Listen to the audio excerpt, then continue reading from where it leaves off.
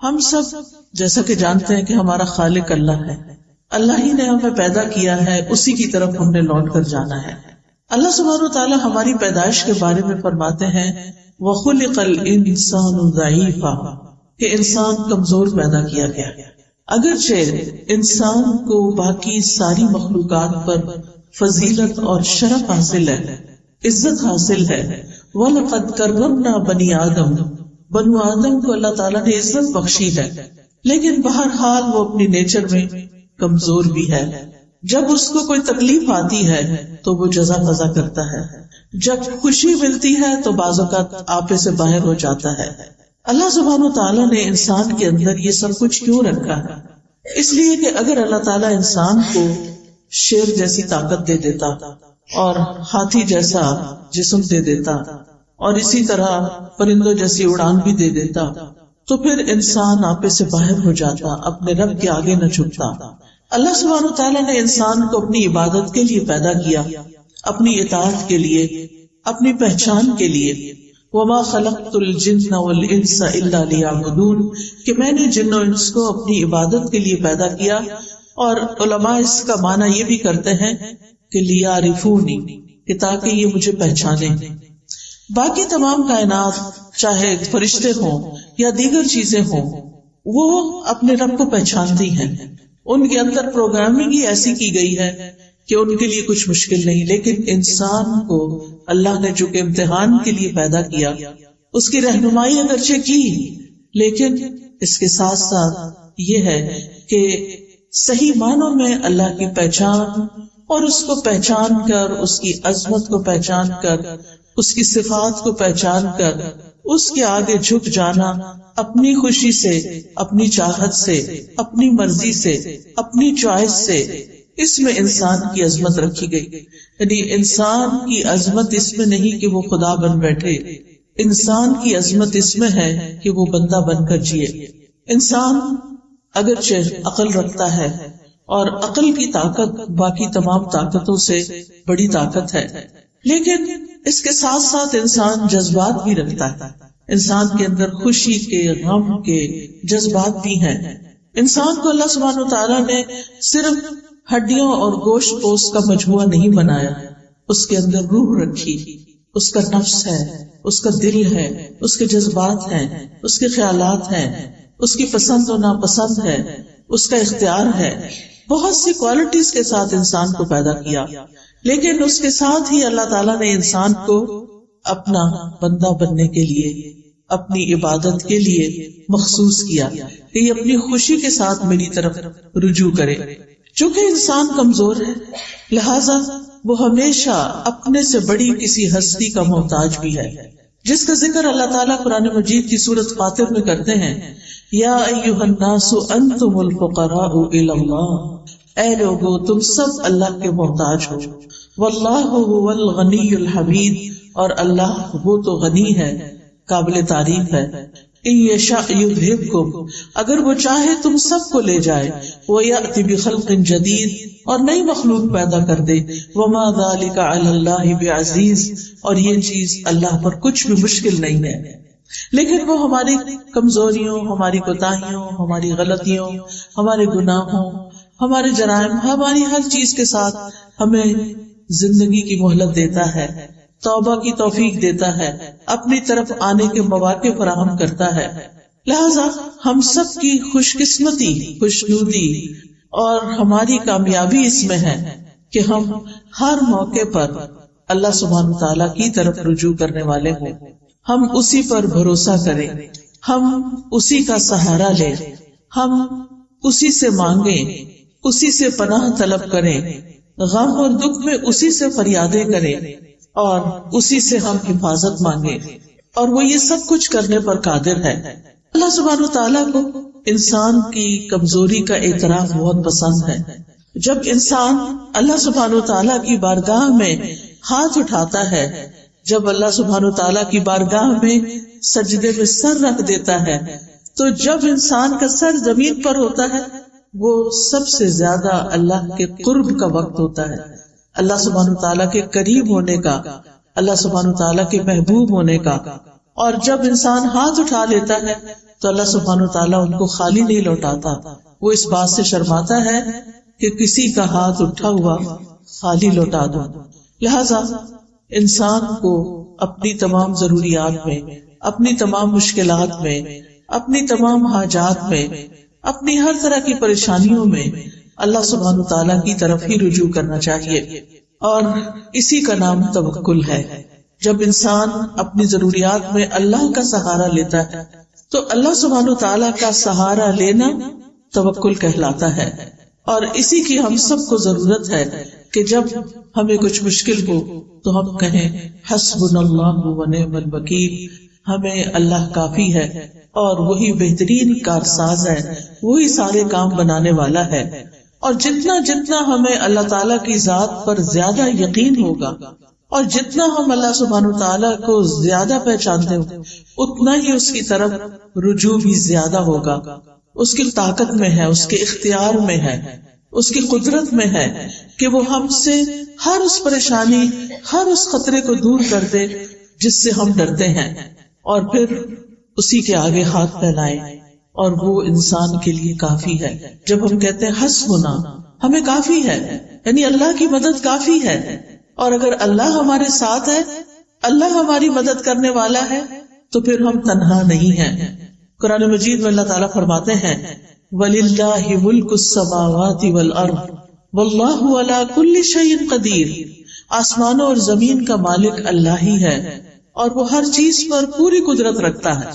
آپ سوچے کہ زمین کی ہر چیز اس کی ملکیت ہے، اصل میں اس کے کنٹرول میں ہے، ہمیں تو اس نے وقتی طور پر اختیار دے رکھا ہے کہ ہم انہیں اپنی مرضی کے مطابق استعمال کریں، ورنہ اصل کنٹرول تو رب ہی کے ہاتھ میں ہے۔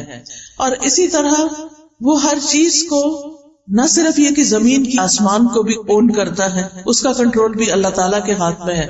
لہٰذا جب کسی بندے کی اسے ضرورت پوری کرنی ہوتی ہے تو اسے کسی کا مشورہ نہیں چاہیے، کسی کی سفارش نہیں چاہیے۔ وہ سفارش جو بندوں کو اختیار دیا سفارش کرنے کا، انبیاء کو دیا ہے، اپنے اولیاء کو دیا ہے، وہ اس لیے دیا کہ وہ ان کو آنر بخشا ہے، ورنہ وہ تنہا سب کچھ کر سکتا ہے، وہ اکیلے سب کچھ کرنے پر پوری طرح قادر ہے، وہ صرف کن کہتا ہے اور بڑے بڑے کام ہو جاتے ہیں۔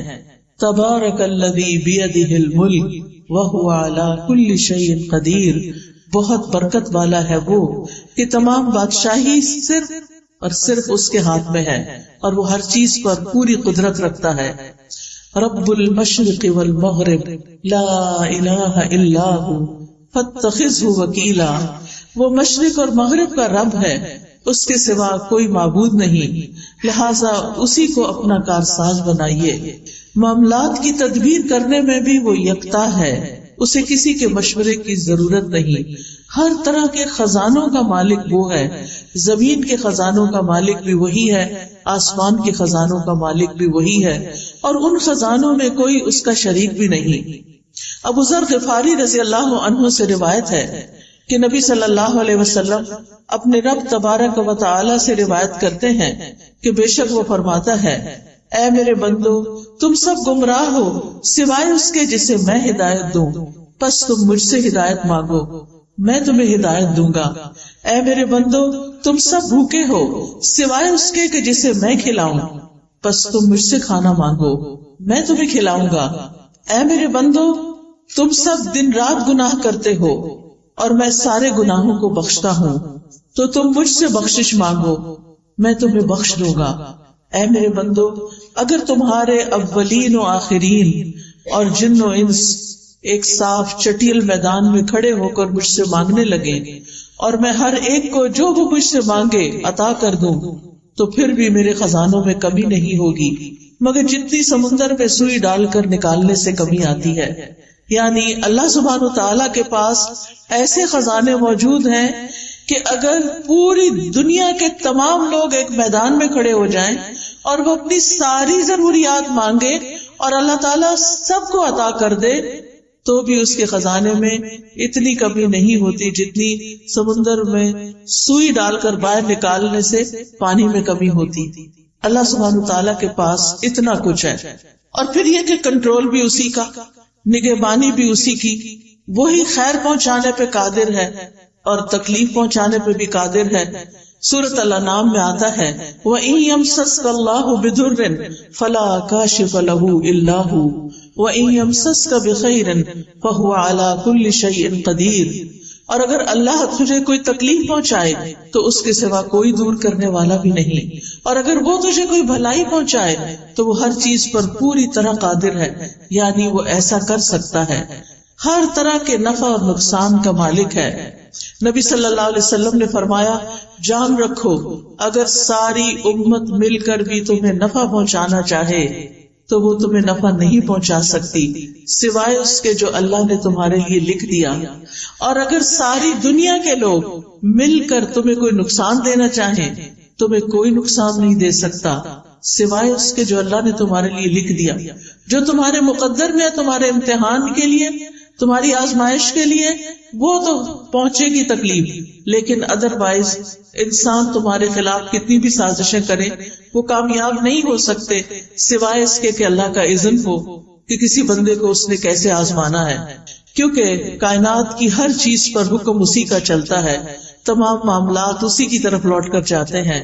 کلمہ کن کا صرف وہ اکیلا مالک ہے، اس کی طاقت اور قدرت کے بغیر کچھ بھی ممکن نہیں. اسی لیے ہم کہتے ہیں لا حول ولا قوت الا باللہ. نہ کسی دکھ کو، غم کو، پریشانی کو دور کرنے کی طاقت کسی میں ہے، اور نہ ہی کوئی نیکی کرنے کی اور خیر حاصل کرنے کی قوت کسی میں ہے سوائے اس کے کہ جو اللہ کرے. اور اللہ کے سوا کوئی اور کسی چیز کا حقیقی مالک نہیں. آج ہمارے پاس جو کچھ ہے، کوئی سونا چاندی ہے، کوئی روپیہ پیسہ ہے، اولاد ہے، گھر ہے، جو بھی چیزیں ضروریات زندگی کی اللہ نے ہمیں دے رکھی ہیں، یہ بس وقتی طور پر ہے، بس چند دن کے لیے ہیں. جو ہی ہماری آنکھ بند ہوگی سب کچھ یہیں چھوڑ کے جانا، اور جب دنیا کا آخری انسان بھی ختم ہو جائے گا تو پھر صرف اللہ ہی کی ذات باقی ہوگی. وَلِلَّهِ مِيرَاثُ السَّمَاوَاتِ وَالْأَرْضِ. آسمانوں اور زمین کی ساری میراث، ساری وراثت تو صرف اللہ ہی کی ہے. سب نے چھوڑ کر جانا ہے، ساتھ کسی نے کچھ نہیں لے کے جانا. اصل حقیقی مالک تو وہی ہے، لہذا اس کے سوا سارے سہارے کمزور ہیں. بعض اوقات ہم انسانوں کو اپنا سہارا سمجھتے ہیں. ایک عورت یہ سمجھتی کہ اس کا شوہر اس کے لیے سب کچھ ہے، بڑی ہو جاتی ہے، شوہر چھوڑ کے جاتا ہے تو وہ سمجھتی ہے اولاد ہی سب کچھ ہے. لیکن آپ نے دیکھا ہوگا کہ بعض لوگوں کے ایسے یہ سہارے ہیں ہی نہیں، شادی ہی نہیں ہوئی، یا ہوئی تو شوہر ساتھ چھوڑ کے چلا گیا، یا دنیا میں بھی ہے تو ساتھ چھوڑ کے چلا گیا ہے، بچے ہیں تو وہ اپنی اپنی دنیا میں مشغول ہیں. تو پھر باقی کون ہے ہمارے لیے؟ ہمارا رب ہی تو ہے. اور اگر ہمارا اس کے ساتھ تعلق درست ہو جاتا ہے، ہمارے دل میں رب کی محبت ہر چیز سے زیادہ ہو جاتی، تو پھر کبھی ہمیں تنہائی کا احساس بھی نہیں ہوگا. ہر معاملے کے اندر ہمیں پھر پورا یقین ہوگا کہ وہ ہے جو ہمارا کام بنا دے گا. اور اللہ سب کا بنا دیتا ہے، وہ روزی پہنچاتا ہے، وہ ضروریات پوری کرتا ہے، وہ مشکلات آسان کرتا ہے. اور اس معاملے میں ایک مومن اللہ پر توکل کرتا ہے. توکل کیا ہوتا ہے؟ کہ اپنی بے بسی کا اظہار کرنا اور اپنے علاوہ کسی اور پر اعتماد کرنا. اور سب سے بڑا اعتماد کے قابل تو صرف ہمارا رب جس نے ہمیں پیدا کیا، وہی جس کی طرف ہمیں واپس جانا ہے.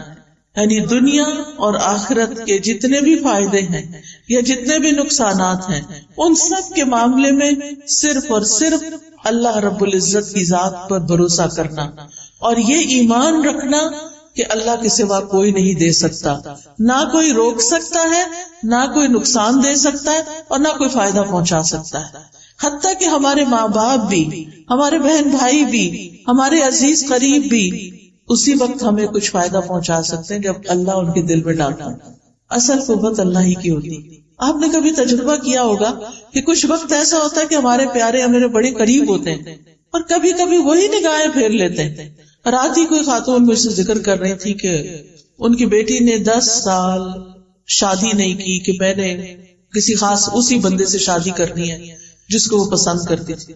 کہتی 10 سال اس نے سٹینڈ لیا، باپ مانتا ہی نہیں تھا، خاندان مانتا نہیں تھا، لیکن اس لڑکی نے کہا اگر نہیں شادی کریں گے تو شادی نہیں کروں گا.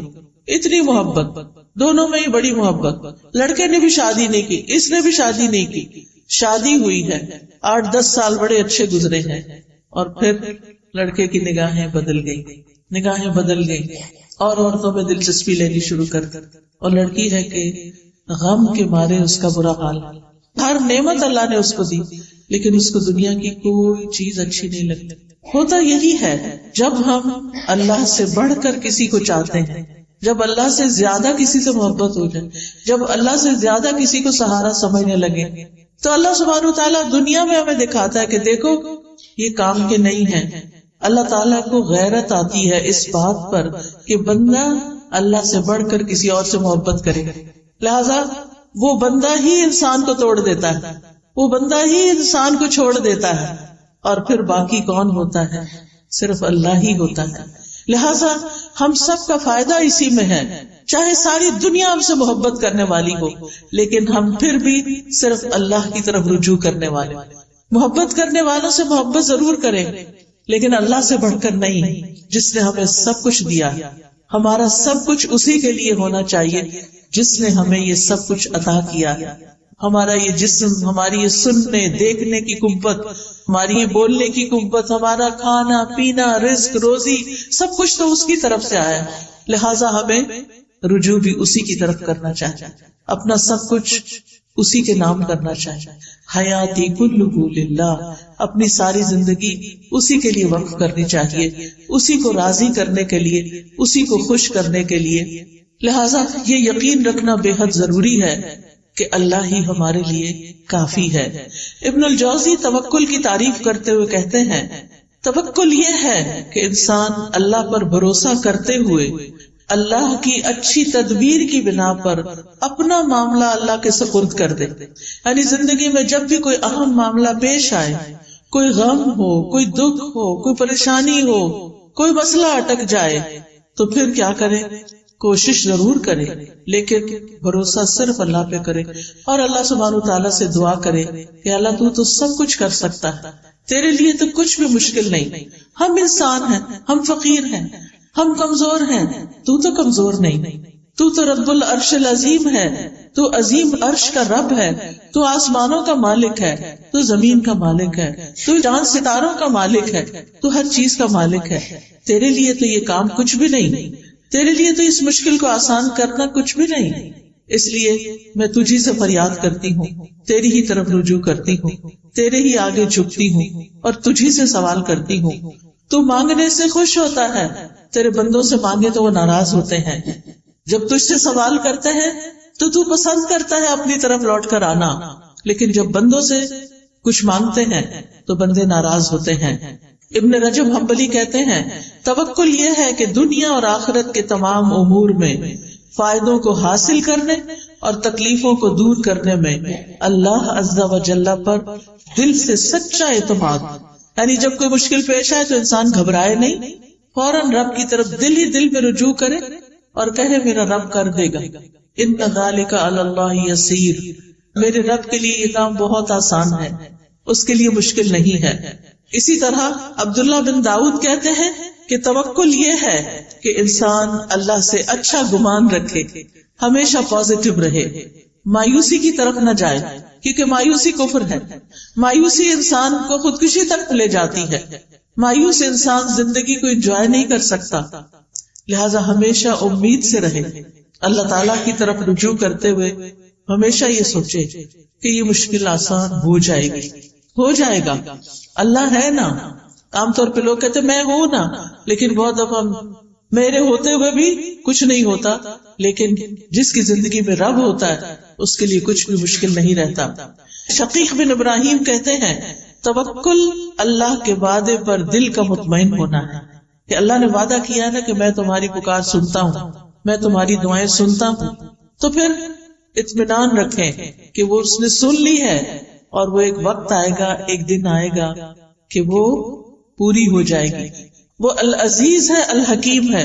العزیز کا مطلب ہے کہ وہ غالب ہے, قادر ہے, ہر چیز کر سکتا ہے, لیکن اس کے ساتھ حکیم ہے. وہ صرف ہماری مرضی کے مطابق نہیں چلتا, وہ پوری کائنات کو چلا رہا ہے، وہ پوری کائنات کو سامنے رکھ کر جو چیز ہمارے فائدے کی ہوتی ہے، جس وقت وہ ہمیں ملنی چاہیے وہ اس وقت دیتا ہے. بعض اوقات آپ دیکھیں انسان اللہ سے دعا کرتا ہے اور چاہتا ہے کہ بس میں اٹھوں مصلے سے اور میرا کام ہو جائے، اور کئی دفعہ ہو بھی جاتا ہے لیکن کئی دفعہ نہیں ہوتا. اب اس میں ہم دیکھتے ہیں کہ یوسف علیہ السلام بچے تھے، ابھی بالکل ابتدائی عمر تھی ان کی، اپنے والد سے جدا کر دیے گئے. وہ کتنا روتے تھے ان کے لیے، اور ان کے دل میں یہ یقین تھا کہ میرا رب میرے بچے کو واپس لائے گا. لیکن رب کب واپس لائے؟ 40 سال کی. اس 40 سال میں یوسف علیہ السلام کی کیسی کیسی تربیت نہیں ہوئی، کیسی کیسی ان پہ آزمائشیں نہیں آئی. کبھی وہ کنویں میں پھینکے گئے، اور کبھی وہ مصر کے بازار میں بک گئے، اور کبھی وہ زلیخا کی طرف سے آزمائش میں مبتلا ہوئے، اور کبھی وہ قید خانے میں 9 سال تک بند رہے. ان سارے مرحلوں سے خوش اسلوبی سے گزرتے ہوئے جب وہ مصر کے بادشاہ بنے تو اللہ تعالیٰ نے ان کو واپس لوٹا دیا، اپنے باپ سے ملے.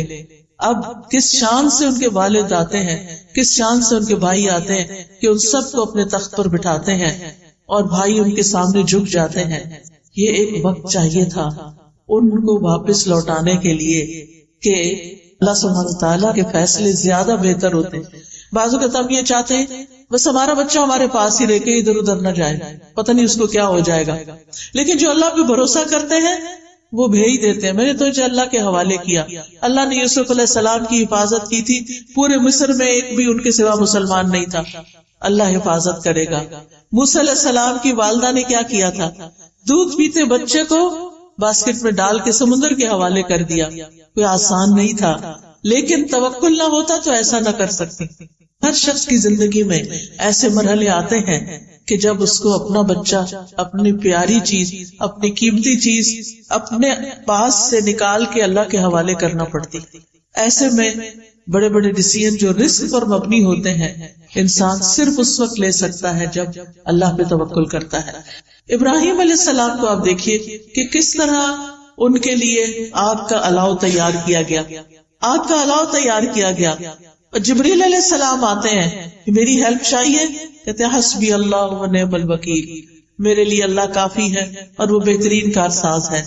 اور کس طرح اللہ تعالیٰ نے آگ کو گل و گلزار بنا دیا.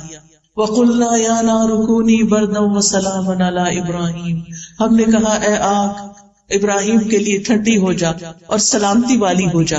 اور کس طرح اس آگ میں جا کر بھی وہ صحیح سلامت نکل آئے. یہ ان کا اللہ کی ذات پر مکمل بھروسہ تھا. انسان کسی ایسی بیماری میں مبتلا ہو جائے کہ جس سے شفا کی امید نہ ہو، پھر بھی امید نہ چھوڑے، کیونکہ شفا تو اللہ کے ہاتھ میں نا، وہ سب کچھ کر سکتا ہے. اور کئی بار ایسے ہوتا ہے کہ قومے میں جانے کے بعد کئی دن تک، مہینوں تک بے ہوش رہنے کے بعد لوگ ہوش میں آتے ہیں اور سال ہر سال کچھ جیتے بھی ہیں. سبحان اللہ، یہ اللہ کے کام ہے. یہ معجزات اللہ تعالیٰ ہمیں دکھاتا ہے کہ اللہ تعالیٰ کے لیے کچھ بھی مشکل نہیں. زکریا علیہ السلام نے کس طرح ساری زندگی امید نہیں چھوڑی اور اللہ تعالیٰ سے مانگتے رہے، اور کس بڑھاپے میں کہ ان کے سارے بال سفید ہو چکے تھے، ان کی بیوی بھی بانجھ تھی، کیسے اللہ نے ان کو یحییٰ علیہ السلام جیسی اولاد عطا کی. کیا دکھایا؟ اللہ سب کچھ کر سکتا ہے. اللہ بوڑھی عورت کو بھی اولاد دے سکتا ہے. اللہ تعالیٰ کے لیے کچھ بھی مشکل نہیں، رب کے لیے کچھ بھی مشکل نہیں. لہٰذا جب کبھی مشکل میں آئے، جب کبھی تکلیف ہو تو اللہ کی طرف رجوع کریں. اللہ تعالیٰ کی کفایت جو ہے وہ عام بھی ہے اور خاص بھی ہے. عام کفایت یہ ہے کہ عام لوگوں کو زندگی کے معاملات میں، دین دنیا کے معاملات میں جو پریشانیاں ہوتی ہیں ان میں اللہ تعالیٰ ان کے لیے کافی ہو جاتا ہے، ان کو فائدہ بھی پہنچاتا ہے اور ان سے نقصان بھی دور کرتا ہے. لیکن خاص کفایت ایسی ہے کہ جس میں اللہ تعالیٰ اپنے متقی اور متوکل بندوں کی ایسی کفایت کرتا ہے جس سے اللہ تعالیٰ ان کے مشکل ترین معاملات کو بھی آسان کر دیتا ہے. جیسے نبی صلی اللہ علیہ وسلم کے لیے اللہ تعالیٰ نے فرمایا یا ایھا النبی حسبک اللہ ومن اتبعک من المؤمنین، اے نبی آپ کے لیے اور ان مومنوں کے لیے جو آپ کے حکم پہ چلتے ہیں اللہ ہی کافی. وہ اس دور کے مومنوں کے لیے بھی ہے، وہ آج کے مومنوں کے لیے بھی ہے، اور یہ خاص کفایت ہے.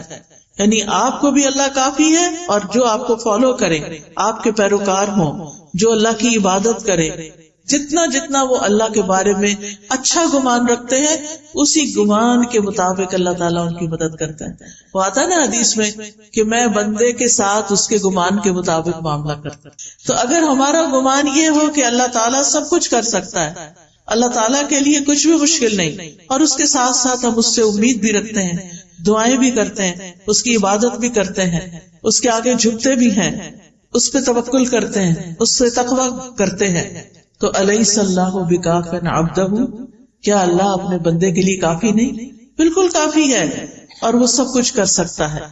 تو یاد رکھیے، زندگی کے معاملات میں، زندگی کی مشکلات میں اللہ پر بھروسہ رکھنا، اللہ پر توکل کرنا ہم سب پر واجب ہے۔ یہ ایمان کا تقاضا ہے، یہ دل کی عبادت ہے۔ توکل دل کی عبادت ہے کہ میرا دل اطمینان میں ہو، مشکل سے مشکل وقت میں اطمینان میں ہو، میرا رب ہے وہ کرے گا، اور توکل سے بڑا کوئی مقام نہیں ہے۔ یعنی توکل ایمان کا خلاصہ ہے۔ اللہ تعالیٰ نے نبی صلی اللہ علیہ وسلم کو حکم دیا، فَتَوَكَّلْ عَلَى اللَّهِ إِنَّكَ عَلَى الْحَقِّ الْمُبِينِ، آپ اللہ پہ بھروسہ کیجئے، آپ یقیناً واضح حق پر ہیں۔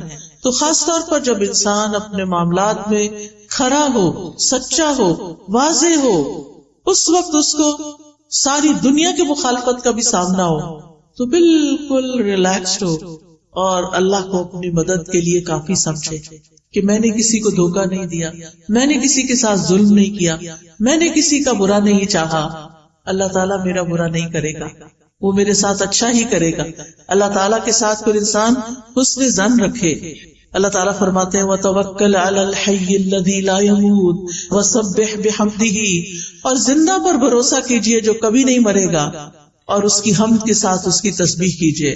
اور پھر وَعَلَى اللَّهِ فَلْيَتَوَكَّلِ الْمُتَوَكِّلُونَ، بھروسہ کرنے والوں کو اللہ ہی پر بھروسہ کرنا چاہیے، کیونکہ وَكَفَى بِرَبِّكَ وَكِيلًا، تیرے رب کا کارساز ہونا بالکل کافی ہے، اور وہ بندے کو ہر وقت میں کافی ہے، دن ہو یا رات ہو، صبح ہو یا شام ہو، اچھے حالات ہو یا تکلیف دہ حالات ہو، صحت ہو یا بیماری ہو، ہر حال میں وہ کافی ہے۔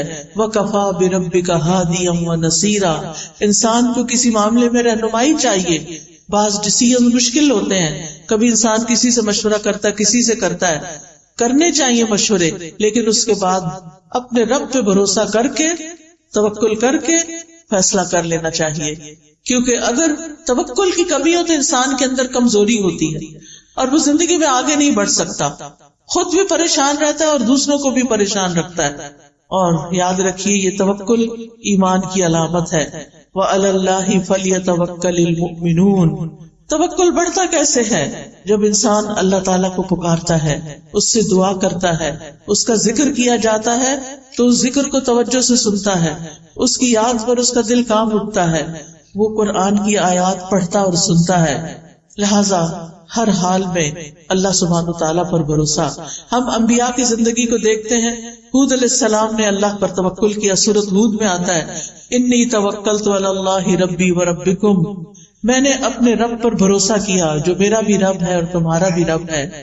نوح علیہ السلام نے اللہ پر توکل کیا، وہ کہتے ہیں کہ فعلی اللہ توکلت، میں نے اللہ پہ بھروسہ کیا ہے، تم جو میری کوئی بات نہیں مانتے اور میری نصیحت کو تم اپنے لیے بڑا بوجھل سمجھتے ہو اور میری مخالفت کرتے ہو، تو میں اس معاملے میں صرف اللہ پہ بھروسہ کر کے اپنا کام جاری رکھے ہوئے ہوں۔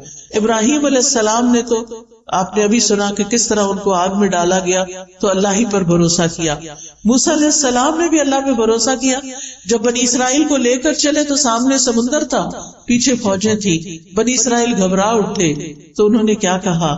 کلا ان معی ربی سیہدین، ہرگز نہیں، میرے ساتھ تو میرا رب ہے، وہ ضرور میری مدد کرے گا۔ نبی صلی اللہ علیہ وسلم نے غار ثور میں اللہ ہی پر بھروسہ کیا، جب حضرت ابوبکر گھبرا اٹھے کہ دشمن بالکل سامنے آ چکا ہے، اب ہم کیسے بچیں گے؟ تو آپ نے فرمایا کہ لا تحزن ان اللہ معنا، غم نہ کرو، اللہ ہمارے ساتھ ہے، ہم اللہ کے راستے میں نکلے ہیں، تو کیا وہ ہماری مدد نہیں کرے گا؟ فانزل اللہ سکینتہ علیہ، اس بات کے بعد اللہ نے ان کے اوپر سکینت اتار دی، وَأَيَّدَهُ بِجُنُودٍ لَمْ تَرَوْهَا، اور ان کی مدد ایسے لشکروں کے ساتھ کی جو تم نے دیکھے ہی نہیں، وَجَعَلَ كَلِمَةَ الَّذِينَ كَفَرُوا السُّفْلَىٰ، اور کافروں کی بات کو اللہ نے نیچا کر دیا، وَكَلِمَةُ اللَّهِ هِيَ الْعُلْيَا، اور اللہ ہی کی بات سب سے اونچی بات ہے، وَاللَّهُ عَزِيزٌ حَكِيمٌ، اور اللہ غالب ہے مگر حکمت والا ہے، وہ اپنے سارے فیصلے حکمت کی بنیاد پہ کرتا ہے۔ پھر اسی طرح آپ دیکھیں کہ چھوٹے کام ہوں یا بڑے کام، مثلا آپ مہمان آ رہے ہیں گھر میں، کھانا بنانا ہے، بہت سا کام ہے، بہت سا، بعض اوقات ہم لوگ بہت پیرک ہو جاتے، پھر چڑچڑے ہو جاتے، پھر ڈانٹ ڈپٹ بھی کرنے لگتے ہیں، کبھی نوکروں پہ، کبھی بچوں پہ، کبھی شوہر پہ، کبھی جو سامنے آ جائے۔ کیا ہے؟ کام بہت ہے، کام ہے، لیکن کام ڈاؤن ہو کر بھی یہ کام ہو سکتا ہے، اور شور مچا کے بھی یہ کام ہو سکتا ہے۔ اب یہ تو ہماری چوائس ہے نا کہ ہم کیا کرتے ہیں۔ اگر ہمارا اپنے رب پہ توکل ہے اور پھر ہم سمجھتے ہیں کہ میں تو کام کروں گی، اپنا کرواؤں گی بھی، لیکن توکل میرا رب پر ہے، ٹھیک اس کام کو وہی کرے گا، اور رب کرتا ہے، تو آپ دیکھیں گے کہ آپ بالکل ریلیکس ہو جائیں گے، اسی کام کو آپ انجوائے کرنے لگیں گے۔ پھر اسی طرح بعض اوقات انسان کو لوگوں کا ڈر ہوتا ہے کہ پتہ نہیں کون میرے خلاف کیا کر دے، کوئی کچھ نہیں کر سکتا۔ جب لوگوں کا خوف ہو تو بھی توکل کریں، اللہ ہی پر بھروسہ کریں۔ اگر لوگ منہ موڑ جائیں، بعض اوقات لوگ کہتے ہیں ہم آپ کے لیے یہ کر دیں گے، وہ کر دیں گے، اور پھر جب اینڈ ٹائم آتا ہے کام کا وہ کہیں غائب ہو جاتے ہیں۔ ایسے میں بھی صرف اللہ پر بھروسہ کریں۔ پھر اگر کوئی چیز آپ کو غم زدہ کرتی ہے، کوئی چیز آپ کو ہرٹ کرتی ہے، کوئی دکھ دیتی ہے، تو آپ کہیں کہ میں نے اپنا معاملہ اللہ کے سپرد کیا، میرا بھروسہ اللہ پہ ہے، اللہ مجھے کافی ہے، یہ لوگ مجھے تکلیف دے رہے، ستا رہے، ان کے مقابلے میں اللہ مجھے کافی ہے۔ پھر اسی طرح جان کا بھی خوف ہو تب بھی اللہ کو کافی سمجھے۔ جب کوئی نقصان دینے کا ارادہ کرے، کوئی دھمکی دے، بعض اوقات انسان کو ایسے لوگوں سے واسطہ پیش آ جاتا ہے کہ جو آپ کی خواہ مخواہ میں جان کے دشمن بن جاتے ہیں، ایسے میں بھی اللہ پر بھروسہ کریں، اللہ کو کافی سمجھیں۔ اور یہ آیت تو اتنی خوبصورت ہے، جب کووڈ شروع ہوا تھا اور سب لوگ بہت زیادہ خوف زدہ ہو گئے تھے، تو میں نے اس آیت پر ایک لیکچر دیا تھا، قُلْ لَن يُصِيبَنَا إِلَّا مَا كَتَبَ اللَّهُ لَنَا هُوَ مَوْلَانَا وَعَلَى اللَّهِ فَلْيَتَوَكَّلِ الْمُؤْمِنُونَ، ان سے کہو ہمیں اگر کوئی مصیبت آئے گی تو صرف وہی آئے گی جو اللہ نے ہمارے مقدر میں لکھی ہے، ورنہ کوئی مصیبت نہیں آنے والی۔ ضروری نہیں کہ کووڈ ساری دنیا میں پھیلا ہوا ہے تو ہمیں بھی ہٹ کرے، نہیں، اگر اللہ نہیں چاہے گا تو بچ جائیں گے۔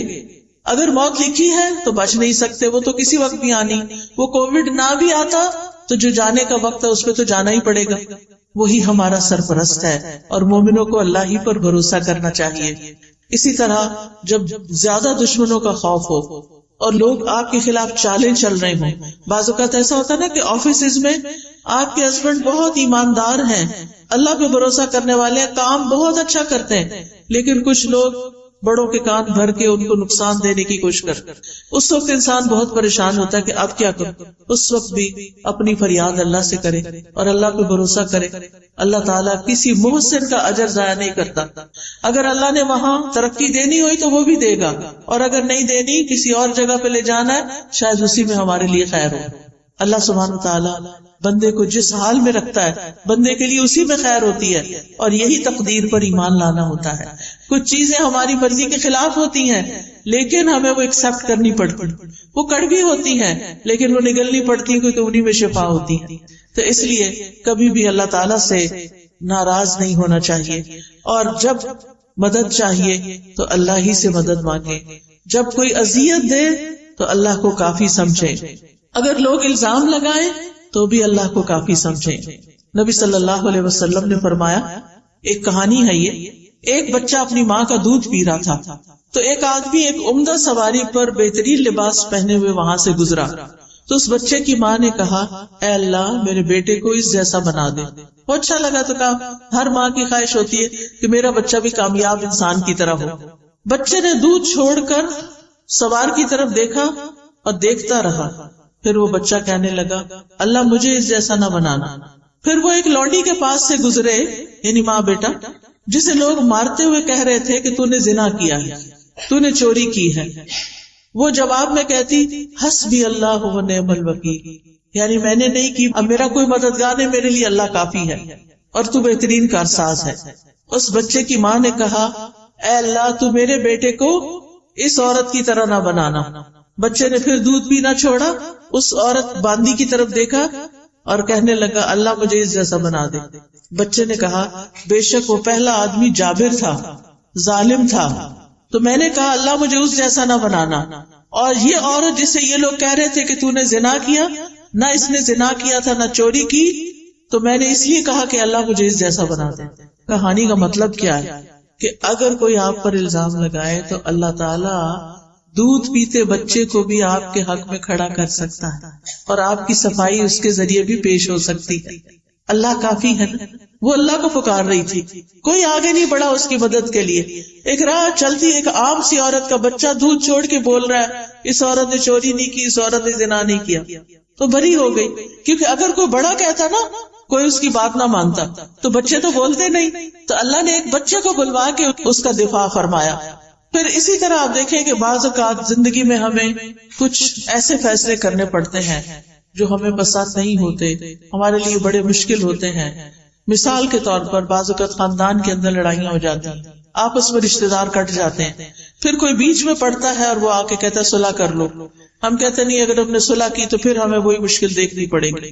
ایسے موقع پر بھی اللہ پر بھروسہ کریں، لوگوں کو معاف کر دیں، اللہ پہ توکل کریں۔ کوئی کچھ نقصان نہیں دے سکتا جب تک اللہ نہ چاہے۔ اگر کسی چیز سے بدشگونی ہو، بدشگونی کا کیا ہے؟ جیسے لوگ کہتے کالی بلی گزر گئی، یا یہ پرندہ اڑ کے الٹی طرف چلا گیا ہے، یعنی مختلف چیزوں سے شگون لیتے ہیں۔ تو بدشگونی منع ہے ہمارے دین میں کہ چیزوں سے شگون نہ لیں، لیکن اگر کبھی ایسی کوئی چیز دل میں شیطان ڈال دے تو پھر اپنے کام کو جاری رکھیں اور اللہ پہ بھروسہ رکھیں۔ یعنی کچھ لوگ ہوتے ہیں وہ کام چھوڑ دیتے ہیں۔ کئی دفعہ ایسے ہوتا ہے نا کہ ہم شام کی فلائٹ پہ جانے والے ہوتے ہیں، صبح کی فلائٹ کا کریش ہو جاتا ہے۔ کبھی کبھی ایسے خبریں سننے کو ملتی، ہم کیا کہتے ہیں ہم نے نہیں جانا، نہیں، کام جاری رہی۔ اس کو بدشگونی نہ لے کہ وہ صبح ہوا تو آج کے دن شام بھی ہوگا، کیونکہ اس طرح انسان اگر شگون لینے لگے تو زندگی کے کام رک جاتے ہیں۔ نفع نقصان اللہ کے ہاتھ میں ہے۔ وہ جو چلے گئے ان کی شہادت لکھی گئی، اللہ ان کو آخرت میں اچھا دے گا اس تکلیف کے بدلے، لیکن ہمیں ایسی چیزوں سے بدشگونی نہیں لینی۔ اسی طرح ہمارے معاشرے میں افسوس کے ساتھ کہنا پڑتا ہے اگر کسی عورت کی طلاق ہو گئی ہے یا کوئی عورت بیوہ ہو گئی تو اس کو اپنی شادی پر نہیں آنے دیتے، یا مہندی پہ نہیں آنے دیتے، یا جو بھی کوئی اور پروگرام ہوتے ہیں، کہتے ہیں کہ نہیں یہ سہاگن نہیں ہے۔ آپ دیکھیے کیا آپ نے کسی کی زندگی کا ٹھیکہ لے رکھا ہے؟ اس کا شوہر فوت ہو گیا ہے اور وہ اب تنہا ہے، اکیلی ہے، اداس ہے، اسے اب یہ حق بھی نہیں کہ ہم اس کو کسی خوشی میں شریک کریں۔ یہ سوچتے ہیں کہ اس کے قدم آئے تو کوئی مصیبت آ جائے گی، نہیں، ایسا نہیں ہوتا۔ آپ دیکھیں کتنی دفعہ ایسا ہوتا ہے کہ دنیا میں ایک شخص ہے، اس کو ایک نقصان ہوتا ہے تو 10 فائدے بھی ہو جاتے ہیں، اور وہ آپ کی زندگی میں بڑا مبارک بھی ہو سکتا ہے۔ پھر اسی طرح اگر کوئی زندگی میں پریشانی ہو جائے تو اس کا حل بھی اللہ سے مانگے۔ رسول اللہ صلی اللہ علیہ وسلم نے فرمایا جسے انتہائی شدید حاجت آ پڑے اور اس نے اسے لوگوں پہ پیش کر دیا تو اس کی حاجت دور نہ ہوگی، اور جس نے اسے اللہ پہ پیش کیا تو عنقریب اللہ اس کو بے پرواہ کر دے گا۔ یا تو جلد ہی موت آ جائے گی، دنیا کے بکھیڑوں سے جان چھٹ جائے گی، یا پھر جلد ہی اللہ تعالیٰ اس کو غنی کر دے گا، اس کی ضرورت پوری کر دے گا۔ اب آخر میں یہ ذکر کرنا چاہوں گی کہ اللہ پہ توکل کرنے کے فائدے کیا ہیں۔ سب سے بڑی بات یہ کہ جو توکل کرتا ہے اللہ تعالیٰ اس سے محبت کرتا ہے۔ جس کو اللہ کی محبت مل جائے اسے اور کیا چاہیے؟ قرآن مجید میں آتا ہے ان اللہ یحب المتوکلین، بے شک اللہ توکل کرنے والوں سے محبت کرتا ہے۔ پھر اللہ ایسے شخص کو کافی ہو جاتا ہے۔ سورۃ طلاق میں آتا ہے وَمَن يَتَوَکَّلْ عَلَى اللَّهِ فَهُوَ حَسْبُهُ، جو اللہ پہ بھروسہ کر لیتا ہے اللہ تعالیٰ اس کے لیے کافی ہو جاتا ہے۔ وَتَوَکَّلْ عَلَى اللَّهِ وَكَفَى بِاللَّهِ وَکِیلًا، اللہ پہ بھروسہ کرے، اللہ ہی کافی ہے کارساز۔ پھر اللہ کے علاوہ کسی کی مدد کی ضرورت نہیں رہتی۔ توکل انسان کو بہادر بنا دیتا ہے، توکل انسان کو ترقی کے راستے پہ لے جاتا ہے، وہ اپنے ڈیسیژن آسانی سے کر سکتا ہے۔ توکل انسان کو مستقبل کے خوف سے بچاتا ہے، وہم میں پڑنے سے بچاتا ہے۔ شیطان کے مقابلے میں حفاظت انسان کو مل جاتی، کیونکہ شیطان جو ہے وہ انسان کے دل میں وسوسے ڈالتا ہے، خوف ڈالتا ہے. الشیطان یعدکم الفقر، شیطان تم سے محتاجی کا وعدہ کرتا ہے، تم محتاج ہو جاؤ گے، تم غریب ہو جاؤ گے، تمہیں کوئی نہیں پوچھے گا، تمہیں چھوڑ دے گا، تمہارا ہسبینڈ چھوڑ دے گا، فلاں چھوڑ دے گا، فلاں کر دے گا. نہیں، یہ سب شیطان کے وسوسے. یاد رکھیے ایک چھوٹا سا نسخہ آپ کو بتاتی ہوں، الحمدللہ جس کو بھی بتایا اللہ نے اس کو فائدہ دیا. وہ نسخہ کیا ہے؟ جب دل میں اس طرح کی گھبراہٹ پیدا ہونی شروع ہو، جب دل میں طرح طرح کے وسوسے آئے، جب دل خوف کا شکار ہو، ہے یہ کام کیسے ہوگا، ایک تو آپ نے حسبی اللہ لا الہ الا هو علیہ توکلت وہو رب العرش العظیم، اللہ پہ توکل کر. شیطان جو آپ کے دل کے اوپر اٹیک کر رہا ہے بار بار، اس کو بھگانے کے لیے، دل کی حالت درست کرنے کے لیے 3 دفعہ پڑھیں اعوذ باللہ السمیع العلیم من الشیطان الرجیم من ہمزہ ونفخہ ونفثہ، اعوذ باللہ السمیع العلیم من الشیطان الرجیم من ہمزہ ونفخہ ونفثہ، اعوذ باللہ السمیع العلیم من الشیطان الرجیم من ہمزہ ونفخہ ونفثہ. 3 دفعہ یہ پڑھ کے اپنے دل کے اوپر تھتکارے. ایک ہوتا پونگ مانا، خالی پونگ نہیں، جیسے تھپ تھپ تھپ ایسے کر کے. انشاءاللہ اگر آپ روز اس طرح کرنا شروع کر دیں آپ کا دل ٹھہر جائے گا، آپ کو ایک اطمینان اور قرار نصیب ہوگا، اور آپ کے وسوسے دور ہو جائیں گے، آپ کے دل کے خوف دور ہو جائیں گے، آپ کی پریشانیاں دور ہو جائیں گی، اور آپ اپنی زندگی کو انجوائے کر سکیں گے. آپ دیکھیں جو ہمارے پاس بعضوں کا ساری نعمتیں ہوتی ہیں، کھانا بھی ہے، اچھا لباس بھی ہے، زیورات بھی ہیں، گھر ہے، گاڑی ہے، شوہر ہے، بچے، دل پتہ نہیں کہاں ہے، دل میں خوف ہے، دل میں غم ہے، دل میں پریشانیاں ہیں. ان کو نکالنا بڑا ضروری ہے، اس کی صفائی بڑی ضروری ہے، اور یہ صفائی ہوتی ہے شیطان کو باہر پھینکنے سے. اور شیطان ڈرتا ہے اس کلام سے جو میں نے آپ کو پڑھ کے سنایا. آپ یہ کرنا تو شروع کریں، آپ زندگی کو انجوائے کرنے لگیں گے. آج کا ہمارا سفر کافی زیادہ تھا. ہم صبح سویرے جب نکلے ہیں، پہلے گھوٹکی آئے، وہاں لیکچر کیا، پھر وہاں سے سکھر آئے، نیا شہر تھا، یہ بھی نہیں پتا ہوتا نا کتنی دیر میں آ جائے گا، تو وہ ہوتا ہے اچھا ابھی آ رہا، ابھی آ رہا، ابھی آ رہا، ابھی، پھر وہ گاڑی کہیں اور مڑ جاتی. پھر لیکن میں اندر سے بہت ہی خوش تھی، کہتی تھی کہ اللہ کی خاطر ہے نا یہ سفر، اللہ کی خاطر ہے نا. میرا کوئی رشتہ نہیں آپ سے، لیکن مجھے اللہ کی خاطر آپ سے محبت ہے کہ ہم یہاں اللہ کی خاطر جمع ہوئے ہیں، اور اللہ تعالیٰ ان کو جزا دے جنہوں نے اس کا انتظام کیا. اور یہ چیز انسان کو کتنا خوش کر دیتی کہ میں آج ان لوگوں سے ملوں گی جن کو میں نے زندگی میں کبھی نہیں دیکھا، میں آج ان لوگوں کو کچھ خیر کی باتیں بتاؤں گی جن کو میں نے زندگی میں کچھ نہیں دیا. تو یہ چیز جو ہے شیطان کے وسوسے جب دور ہو جاتے ہیں تو پھر پازیٹیو تھنکنگ شروع ہو جاتی ہے، پھر آپ ہر سچویشن کو انجوائے کرنے لگتے، ہر چیز آپ کو خوش کرنے لگتی، آپ کو تھکاوٹ بھول جاتی ہے، آپ کو سفر کی تکاوٹ دور ہو جاتی. میں نے راستے میں اتنا انجوائے کیا کھجوروں کے باغ دیکھ کے، مجھے تو مدینہ ہی یاد آتا رہا. میں کبھی دائیں دیکھتی کبھی بائیں دیکھتی، مجھے ہوتا تھا یہ منظر غائب نہ ہو جائے کہیں. اتنی خوبصورت سینری. مجھے پہلی دفعہ اس راستے سے سکھر آنے کے لیے پنجاب سے سندھ میں آنے کا اتفاق ہوا ہے، لیکن اتنا خوبصورت لگا ہے.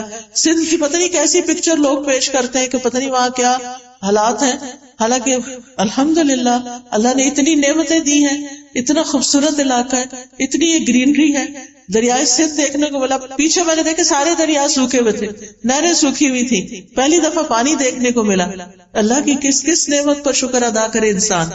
تو خوش ہونے کے لیے بہت سی چیزیں رکھی اللہ نے، بے پناہ مناظر رکھے، آسمان دیکھیں، زمین دیکھیں، درخت دیکھیں، پھل دیکھیں، ریڑیاں بھری پڑی ہیں فریش فروٹ سے. آتے ہوئے ہم نے کہا کہ یہیں سے فروٹ لے جاتے، پتہ نہیں سکھر ہے، پتہ نہیں ملے گا کہ نہیں، لوگوں نے ڈرایا ہوا ہوتا ہے نا، لیکن میں نے کہا کہ یہاں تو اس سے بھی اچھا پڑا ہے، اتنی اچھی اچھی چیزیں. تو بات یہ ہے کہ ہمیں نا جب شیطان ڈراتا ہے تو ہم نعمتوں کو دیکھنا ہی بھول جاتے ہیں. نعمت سامنے رکھی ہوتی ہے، ہمارا دھیان پتہ نہیں کہاں ہوتا ہے، ہم اس پریشانی میں ہی کھوئے ہوئے ہوتے ہیں. تو اس شیطان مردود سے پناہ مانگے، اللہ کی پناہ لیں، اور ان وسوسوں کو دل سے نکالیں. لائف کو انجوائے کریں، لائٹ فیل کیا کریں، ہر سچویشن سے فائدہ اٹھایا کریں.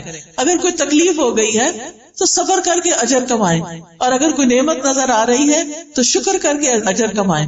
اور مومن کے لیے ہر وقت اجر کمانے کے مواقع ہیں، ہر وقت، اللہ یہ کہ وہ اپنے آپ کو خود ہی اذیت میں مبتلا رکھے اور صرف پریشانی کی بات سوچتا رہے. اللہ سبحانہ وتعالیٰ ہمیں بچے دیتا، اگر ایک بچہ نہ ہماری بات مانے تو 5 بچوں کی فرما برداری ہمیں سمجھ ہی نہیں آتی.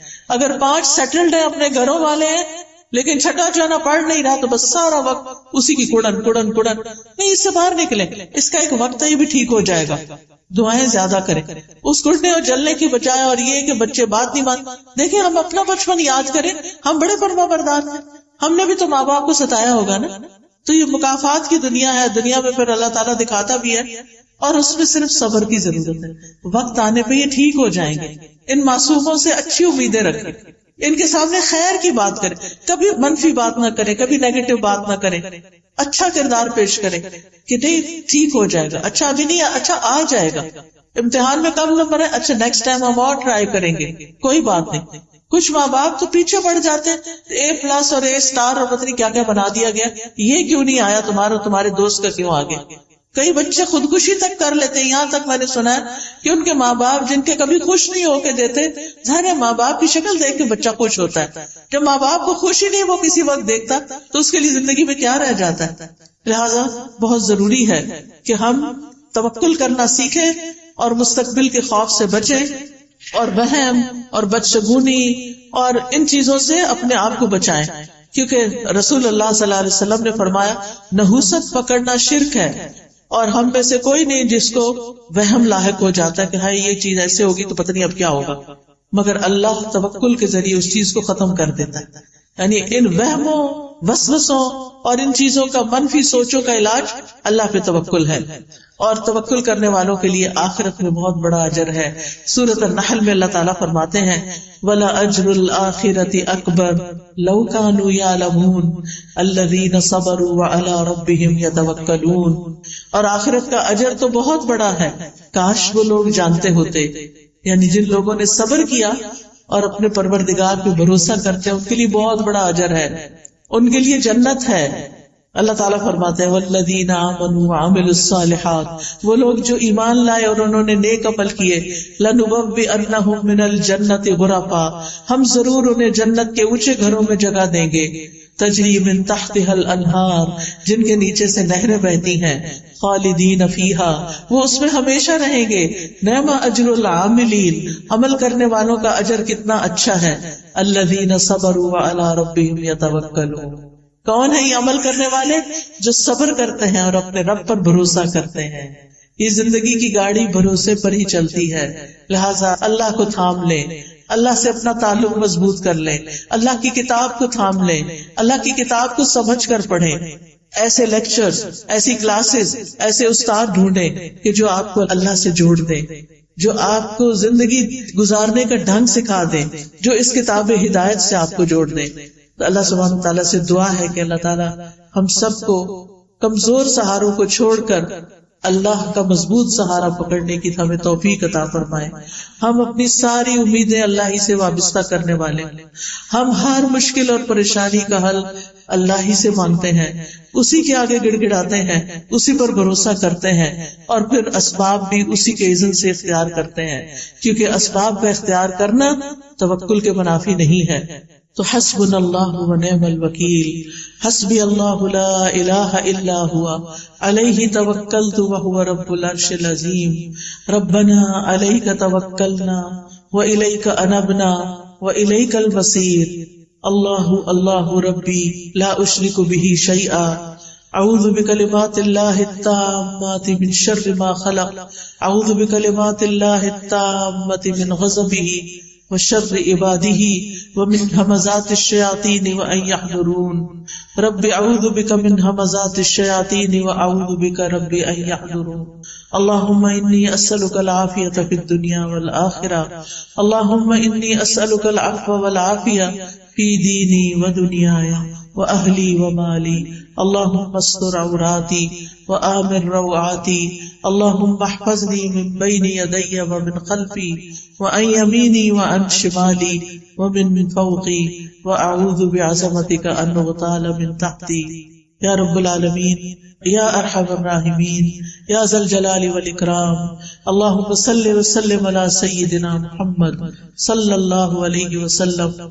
یا اللہ، یا رحمان، یا رحیم، تو ہم سب پر اپنی رحمت نازل فرما. یا اللہ ہمیں توکل کرنا سکھا دے، ہمیں اپنے پر بھروسہ کرنا سکھا دے، ہماری مشکلات کو آسان کر دے، ہمارے دکھوں، درد، تکلیفوں اور پریشانیوں کو دور کر دے.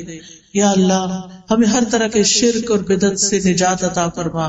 یا اللہ ہمیں صحیح رستے کی ہدایت عطا فرما، ہمیں اپنا کلام سمجھنے کی توفیق دے. اللہ ہمارے لیے قرآن کو سمجھ کر پڑھنا آسان کر دے. یا اللہ ہمیں کتاب ہدایت سے جوڑ دے. یا رب العالمین تو ہمیں اس دنیا کی تکلیفوں سے اور آخرت کی تکلیفوں سے محفوظ رکھ. یا اللہ تمام بیماروں کو صحت عطا فرما، ہم سب کے بچوں کو ہدایت عطا فرما، ہم سب کے دکھ درد دور فرما دے. جتنی بہنیں یہاں آئی ہیں ان کے دلوں میں جو دعائیں ہیں، جو حاجات ہیں، جو ضروری